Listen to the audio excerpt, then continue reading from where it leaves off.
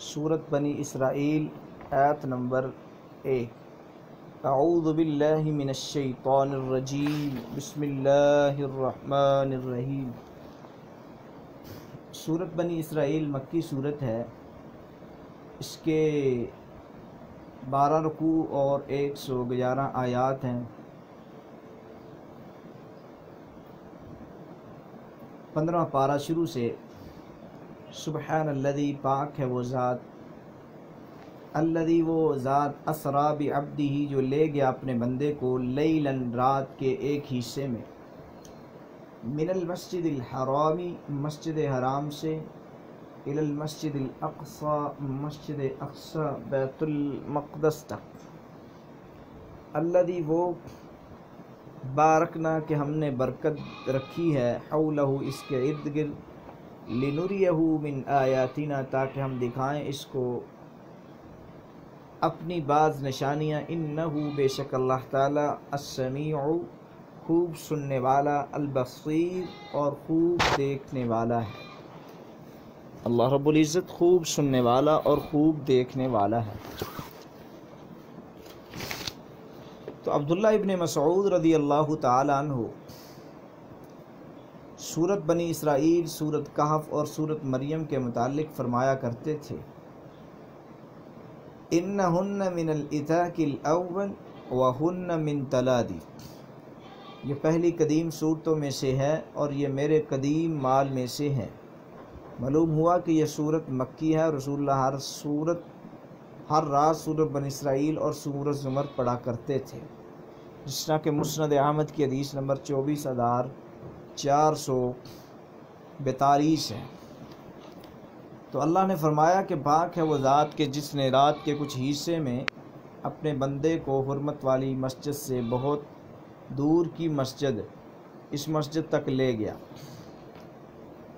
تو سبحان کا لفظ اب اس آیت میں اللہ تعالیٰ نے نبی علیہ السلام کے واقعے معراج کو بیان کیا ہے کہ نبی علیہ السلام کو اللہ مسجد حرام سے مسجد اقصی تک لے گیا۔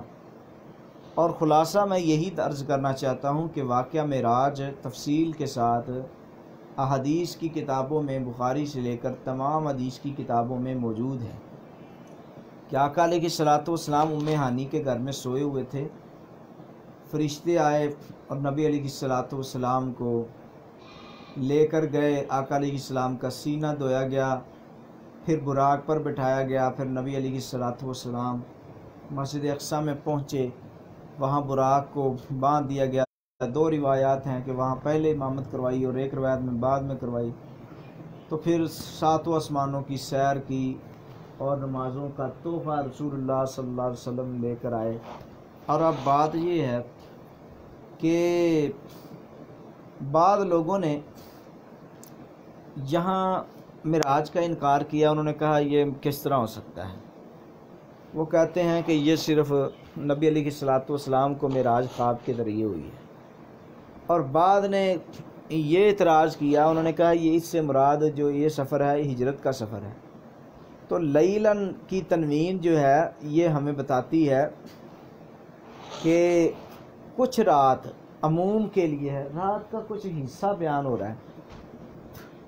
تو اس سے ہمیں پتہ چلتا ہے کہ رات کے کچھ حصے میں، اور معراج کا سفر جو ہے رات کے کچھ حصے میں نہیں ہے۔ لیلاً کا لفظ جو نکرہ کی صورت میں لانے سے رات کی اس مدت کو جس میں سفر یا کم بتانا مقصود ہے، تو اللہ تعالیٰ نے آپ کو رات کے ایک تھوڑے حصے میں، تو مکہ سے شام تک کا 40 راتوں کا فاصلہ طے کروایا ہے۔ اور جو ہجرت کا سفر ہے وہ تو بہت لمبا تھا۔ اور دوسرا بعض لوگوں کا اعتراض کہ روح مال جسد، نبی صلی اللہ علیہ وسلم کو یعنی کہ معراج نہیں ہوئی تھی، عبد کا لفظ جو ہے نا، اپنے بندے کا لفظ اس محبت اور تعلق کو ظاہر کرنے کے لیے استعمال ہوا ہے۔ اور عبد جو ہے نا، یہ لفظ اس وقت استعمال ہوتا ہے کہ جب روح مال جسد دونوں چیزیں شامل۔ اور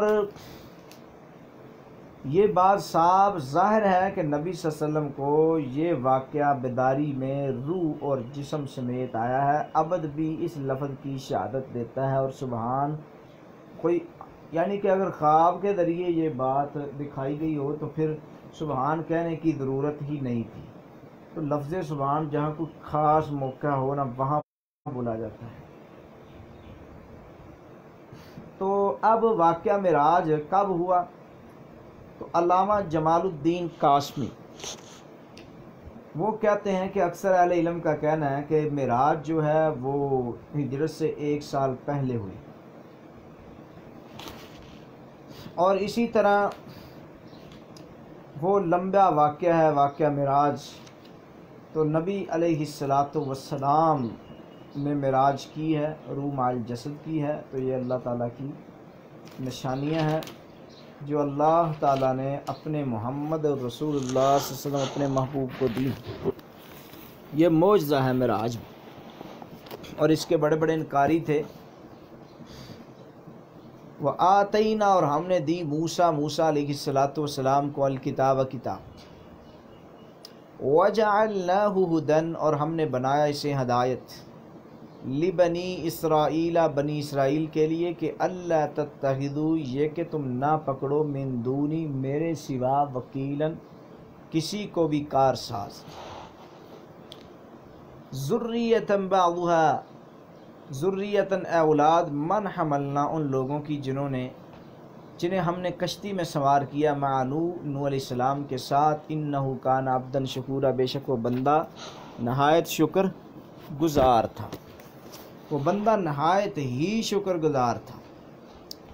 تو ہم نے دی موسیٰ کو کتاب، یعنی کہ جس طرح نبی کو اسرا کا شرف عطا فرمایا، اسی طرح موسیٰ علیہ السلام کو کتاب سے نوازا۔ تو قرآن مجید میں عموماً نبی کے ذکر کے ساتھ موسیٰ اور بنی اسرائیل کا ذکر ہوتا ہے، تاکہ رسول اللہ کو دعوت پیش کرنے میں مشکلات کی مثال پیش کرتی رہیں۔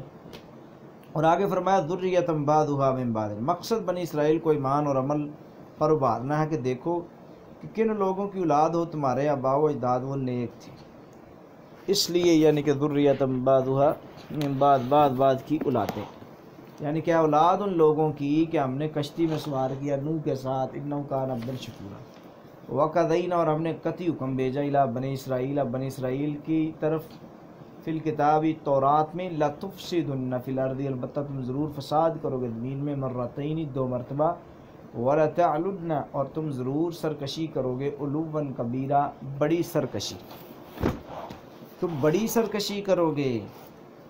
تو اللہ تعالیٰ کا علم بندوں کی طرح محدود نہیں، اسے صرف گزشتہ اور موجودہ باتوں کا ہی علم ہو، بلکہ اسے آئندہ آنے والی باتوں کا علم ہے، ہر بات اسی طرح علم میں ہے اس کے، جس طرح گزشتہ یا موجودہ پوری طرح علم ہوتا ہے۔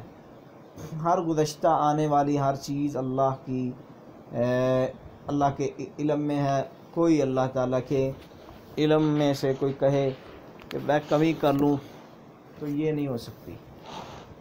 فَإِذَا جَاءَ وَعْدُ أُولَاهُمَا، اور جب آ گیا وعدہ ان میں سے پہلا، بَعَثْنَا، ہم نے مسلط کر دی، علیکم تم پر، عباداً بندے، لنا اپنے، اولی باس نہایت سخت لڑائی والے، فجاسو پس وہ خوب پھرے، خلال الدیار شہروں کے درمیان، وکان وعدم مفعولا، اور یہ تھا وعدہ پورا کیا ہوا۔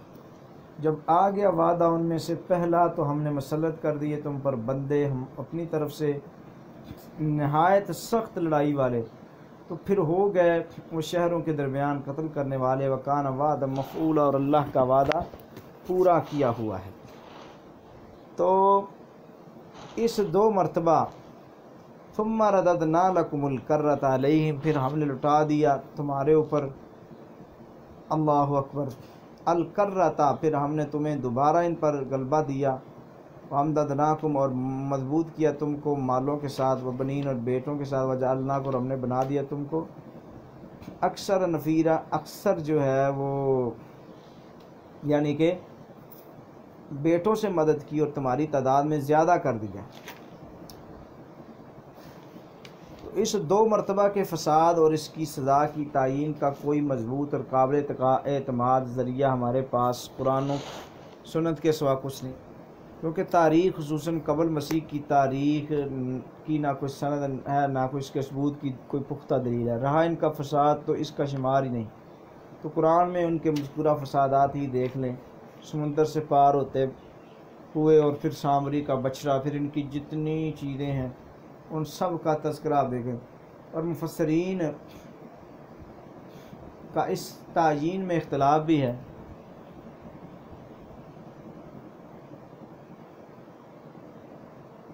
یعنی کہ 2 مرتبہ کی تعیین، تو مفسرین یعنی کہ ثم رددنا لکم الکرۃ، پھر ہم نے تمہیں دوبارہ ان پر غلبہ دیا، تو اس کا کیا مطلب ہے؟ کوئی بابل کے بادشاہ سخاریب اور ان کے جنگجو ساتھیوں کو اس کا مصداق قرار دیتا ہے، کوئی امالکا کا، کوئی بخت نصر کا۔ بعض جدید مفسرین نے بائبل سے لمبی چوڑی باتیں نقل کی اور ان میں مذکورہ بعض واقعات اور شخصیتوں کو اس کا مصداق قرار دیا، حالانکہ بائبل کی کوئی بات پر یقین نہیں، سوائے ان باتوں پر جو قرآن و حدیث میں لا تصدقوا اہل کتاب ہے۔